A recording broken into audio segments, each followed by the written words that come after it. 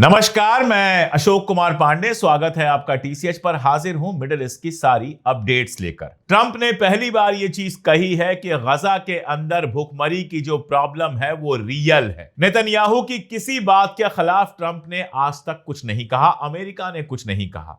जब सारी दुनिया कह रही थी कि वहां भूख की समस्या है तो ट्रंप खामोश बैठा हुआ था।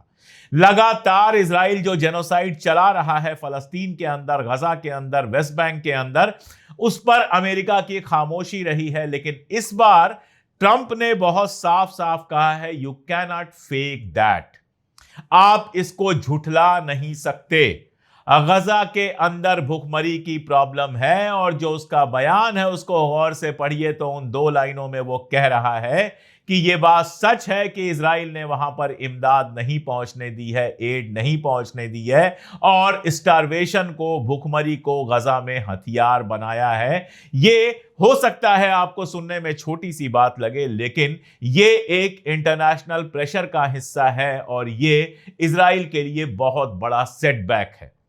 आप देखिए, फ्रांस जैसा मुल्क जो लगातार इजराइल के साथ रहा, जो इजराइल के सेल्फ डिफेंस की बात कर रहा था कि इजराइल जो है उसको अपने आप को सुरक्षित रखने का, सेल्फ डिफेंस का पूरा राइट है, वो आज सऊदी अरबिया के साथ मंच शेयर कर रहा है यूनाइटेड नेशंस में, जहां दर्जनों मुल्क इकट्ठा हुए हैं इस बात को डिस्कस करने के लिए कि फलस्तीन को एक खुद मुख्तार मुल्क का दर्जा दिया जाए। फ्रांस के पीछे पीछे नीदरलैंड तैयार बैठा हुआ है। नीदरलैंड ने तो एक कमाल कर दिया है।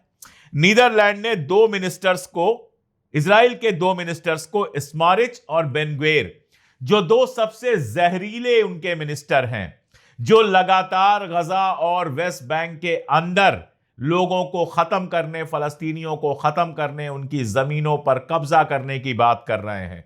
बेन ग्विर, जिसके बारे में कल मैंने बताया था कि उसने बयान दिया कि कोई रोटी वहां नहीं पहुंचनी चाहिए, कोई इमदाद वहां नहीं पहुंचना चाहिए, फलस्तीन के अंदर अगर कुछ पहुंचे तो सिर्फ हमारी गोलियां।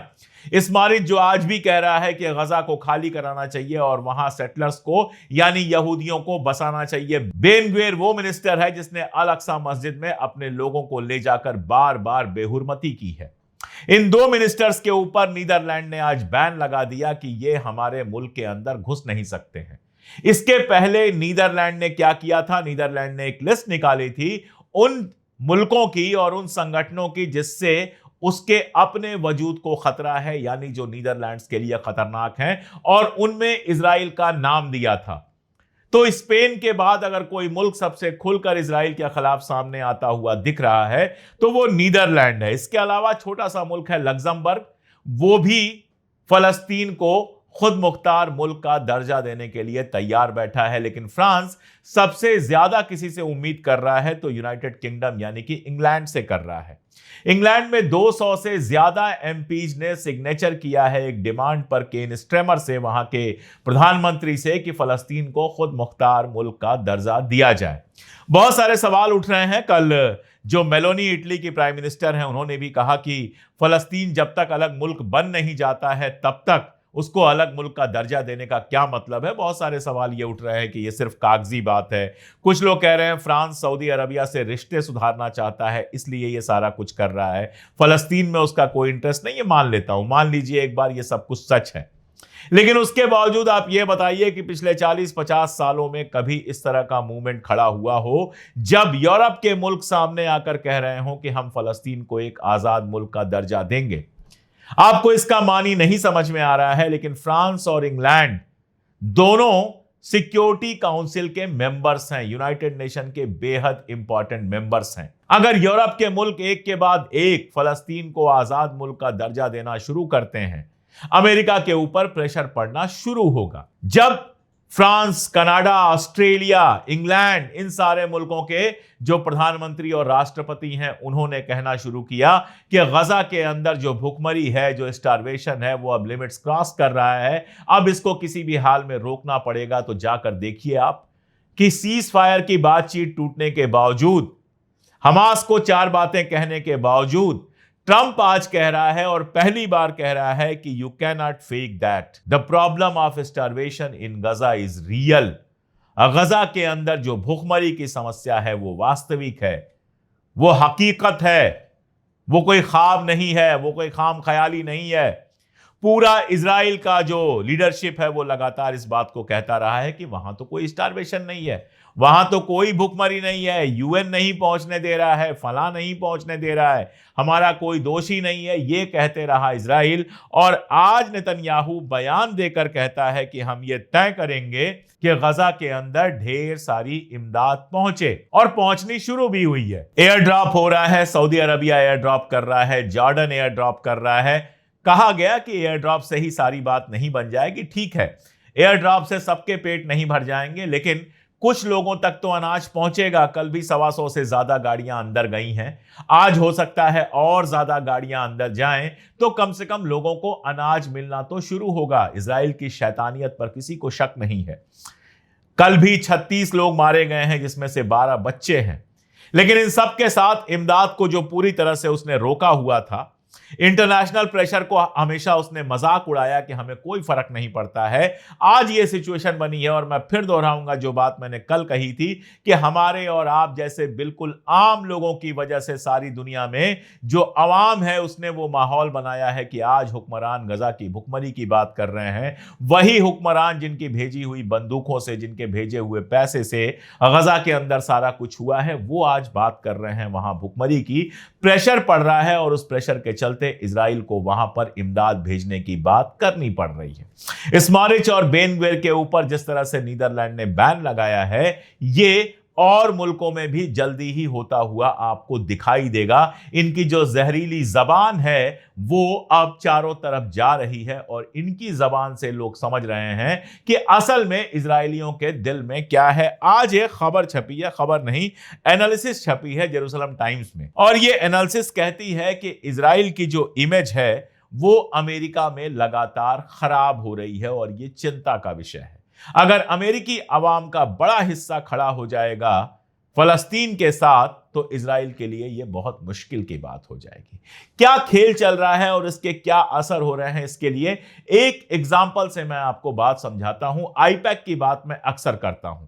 आईपैक वो एजेंसी है जो इजराइल के फेवर में वहां पर पूरा अमेरिका में पूरा अभियान चलाती है, और सिर्फ अभियान नहीं चलाती है, जो लोग इलेक्शन लड़ते हैं उनको फंडिंग करती है कि हम आपको पैसे दे रहे हैं, आप इलेक्शन लड़ो, और इलेक्शन लड़ने के बाद जब जीत जाओ, जब सेनेटर बन जाओ, मिनिस्टर बन जाओ, तो सिर्फ इजराइल के गाने गाते रहो। ऐसा ही एक बंदा है रैंडी फाइन। रैंडी फाइन एक सेनेटर है जिसको $4 लाख से ज्यादा पैसे दिए थे आईपैक ने। अचानक कल आईपैक ने अपनी वेबसाइट से उसका नाम हटा दिया। अब आपको लगेगा कि रैंडी फाइन का नाम, सेनेटर रैंडी फाइन का नाम इसलिए हटाया गया होगा कि उसने इजराइल के खिलाफ कुछ बोल दिया होगा। नहीं, उसने कहा कि इजराइल जो लोगों को भूखे मार रहा है वो बिल्कुल ठीक है, गजा के अंदर सबको भूखे मार देना चाहिए, यानी इजरायलियों से भी ज्यादा इजरायली हो गया।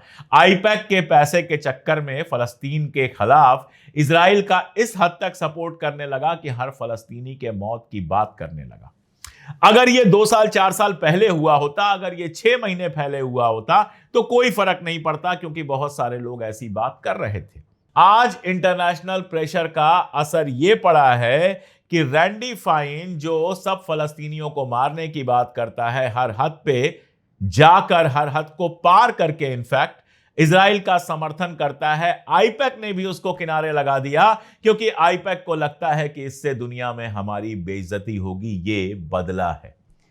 आज अगर कोई हर फलस्तीनी को भूख से मारने वगैरह की बात करता है, तो वो दुनिया में विलन की तरह देखा जाता है। ये बदला है पिछले 6 महीने, साल भर में, और ये किसी नेता ने नहीं बदला है, किसी बड़े आदमी ने नहीं बदला है, ये फलस्तीनियों ने अपने संघर्ष से बदला है, और हमारे आप जैसे बिल्कुल आम लोगों ने लगातार फलस्तीन की आवाज उठाकर बदला है। हिंदुस्तान की बात छोड़ दीजिए आप, आज सोनिया गांधी का आर्टिकल मैं पढ़ रहा था फलस्तीन के ऊपर, गजा के ऊपर, उन्होंने कायर कहा है मोदी सरकार को, और कहना भी चाहिए। जब इजराइल के सबसे करीबी दोस्त फ्रांस, कनाडा, ऑस्ट्रेलिया और अब अमेरिका भी गजा की भूखमरी पे बात कर रहे हैं, तो हालत यह है कि हिंदुस्तान के जो वजीर आजम हैं, प्रधानमंत्री हैं नरेंद्र मोदी जी, उनके मुंह से गजा लफ्ज नहीं निकलता है। पता नहीं इजराइल के सामने इस कदर घुटने टेकने का क्या मतलब है, या फिर मुसलमानों से नफरत में इस कदर डूबे हुए हैं कि गजा के भूखे बच्चे उनको दिखाई नहीं देते।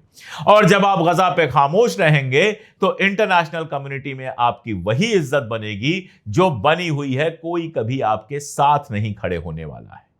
जब Australia, Canada, France, Luxembourg, Netherland, America ये सारे मुल्क बोल रहे हैं तो आप खामोश हैं, ये बायसे शर्म है, ये शर्म से डूब जाने वाली बात है। लेकिन जिनको शर्म आती है ये सब कुछ उन्हीं से कहा जा सकता है। खैर, इजराइल की अपनी समस्याएं भी कम होने का नाम नहीं ले रही हैं। मैं एक एग्जांपल देता हूं। इजराइल में अभी तक अंदर जो ह्यूमन राइट्स ग्रुप हैं, उन्होंने जेनोसाइड पर कुछ नहीं कहा था। एमनेस्टी इंटरनेशनल कई बार बयान जारी कर चुका है। दुनिया के 150 से ज्यादा एनजीओज ने बयान जारी किया था। सबने कहा था गजा के अंदर जेनोसाइड चल रहा है, लेकिन इजराइल के अंदर से आवाज नहीं आई थी।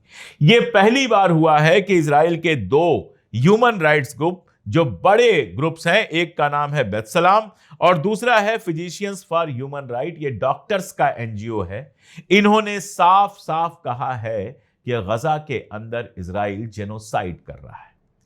खबर दोबारा आप सुनिए क्योंकि इंपॉर्टेंट खबर है, भरोसा करना मुश्किल होगा। आप पहले ही देख चुके हैं कि इजराइल में जलूस निकल चुके हैं गजा में जो जेनोसाइड चल रहा है उसके खिलाफ। कई लीडर्स ने बोला है, कई इंपॉर्टेंट लोगों ने बोला है, और अब वहां के 2 इंपॉर्टेंट ह्यूमन राइट्स ग्रुप ने, मानवाधिकार समूहों ने आगे आकर कहा है कि इजराइल यानी हमारा मुल्क जो कर रहा है वो जेनोसाइड है। वहां के ह्यूमन राइट वाले बोल सकते हैं, लेकिन यहां मोदी जी नहीं बोल सकते हैं। आप समझ सकते हैं, यह सारा कुछ बदलती हुई दुनिया के बारे में बता रहा है, जहां इजराइल लगातार अकेला पड़ता जा रहा है और इसीलिए उसको चाहते ना चाहते हुए झुकना पड़ रहा है। कल तक कंसंट्रेशन कैंप बनाने की बात कर रहे थे, अब वो बात किनारे हो गई। कल तक गजा पे पूरा कब्जा करने की बात कर रहे थे, आज वो बात करने पर स्मारिच और बेन-गुवियर के ऊपर बैन लग रहा है। कल तक हर बच्चे को गुनहगार बता रहे थे, हर बच्चे को आतंकवादी बता रहे थे और कह रहे थे इमदाद की कोई कमी नहीं है, और आज सामने आकर कहना पड़ रहा है कि हम कोशिश करेंगे, हम पूरी ताकत लगा रहे हैं कि गजा के अंदर इमदाद पहुंचे। ये असल में जीत है उन ताकतों की, उन आवाजों की जो हक के साथ हमेशा खड़ी रही हैं, जिन्होंने लगातार इजराइल की हरकतों पर सवाल उठाया है। और ये हरकतें कितनी गिरी हुई हैं इसके एग्जाम्पल्स कोई कम नहीं है। एक फिल्म आई थी जिसको एक फलस्तीनी और एक इजरायली लड़के ने मिलकर बनाया था, उसके बारे में डिटेल में बात की थी मैंने। नो मैंस लैंड करके फिल्म आई थी और उसको ऑस्कर का अवार्ड मिला था, ऑस्कर अवार्ड मिला था। आप सोचिए, उस फिल्म में काम करने वाले एक फलस्तीनी अवध हैथेलीन की कल हत्या हो गई है। और यह हत्या किसने की है? पुलिस ने नहीं की है, आर्मी ने नहीं की है। वेस्ट बैंक के अंदर जो जमीन कब्जा करने के लिए सेटलर्स गए हुए हैं, उन्होंने गोली मारकर हत्या कर दी है। आप अंदाज लगा सकते हैं कि किस कदर गिरे हुए लोग। और ये जो पागलपन है, इस पागलपन के असर भी इजराइल के अंदर देखे जा रहे हैं। मैंने आपको पहले भी बताया था कि वहां सैनिक लगातार अपनी जान दे रहे हैं। कल भी खबर आई है कि वहां का एक सैनिक अपने घर के अंदर मरा हुआ पाया गया है, उसने अपनी जान दे दी है। इसके अलावा कई सैनिकों ने लड़ने से इनकार कर दिया है, जिनको गिरफ्तार करके रखा गया है। इजराइल की सोसाइटी के अंदर ये जो हलचल हो रही है, जो वहां से सेन वॉइसेज हैं, जो हक के साथ खड़ी होने वाली वॉइसेज हैं, जो न्याय प्रिय वॉइसेज हैं, वो लगातार सुनाई दे रही हैं। और उनका असर है, हमारा आपका असर है कि सारी दुनिया में गजा के पक्ष में आवाज उठ रही है। इसीलिए फ्रांस और बाकी मुल्क जो मान्यता दे रहे हैं खुद मुख्तार मुल्क की, वो अपने आप में कोई बड़ी चीज हो ना हो, फलस्तीन की आजादी की राह में बढ़ा हुआ कदम है और इसका स्वागत करना चाहिए। मैं बार बार कहता हूं, आज भी कहूंगा कि फलस्तीन की आजादी, आज़ाद फ़लस्तीन हम अपनी ज़िंदगियों में देखेंगे। हम अपनी ज़िंदगियों में फ़लस्तीन में बच्चों को हंसता खेलता, स्कूल कॉलेज यूनिवर्सिटी जाता, और जेरूसलम में जो जगह उनकी है वहाँ पर फ़लस्तीन का झंडा लहराता हुआ देखेंगे और खुश होंगे। सवाल ये है कि इजराइल इन हरकतों के बाद कहीं अपने वजूद के लिए ही तो मुश्किलात नहीं पैदा कर रहा है। आप क्या सोचते हैं? कमेंट में ज़रूर बताइएगा। वीडियोज़ दूर तक, दोस्तों तक पहुंचाइए। बहुत ज़रूरी है कि जब झूठ चारों तरफ घूम रहा है तो सच भी थोड़ी दूर जाए। आज के लिए इतना ही, बहुत शुक्रिया।